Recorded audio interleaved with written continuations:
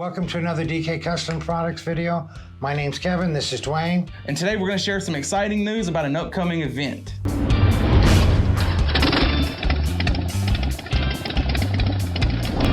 Before we get started, we'd appreciate if you guys would like, comment, and subscribe. Kevin, what's the exciting news? December 18th, open house at our new facility in Hickory Flat, Mississippi. Yep, we're gonna have a mobile dyno. We're gonna have a dyno shootout. I mean, free of charge. You can put your bike on the dyno machine, see what numbers it's producing.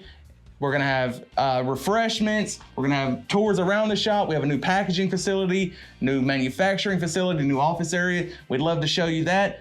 Probably gonna have some special pricing, some free gives, who knows? Now, December 18th, we don't know what the weather will be like, but even if it's too cold to ride down, trailer your bike down, get it on the dyno, see what the numbers are, get a tour around the new facility, let us meet you. Y'all ride safe out there.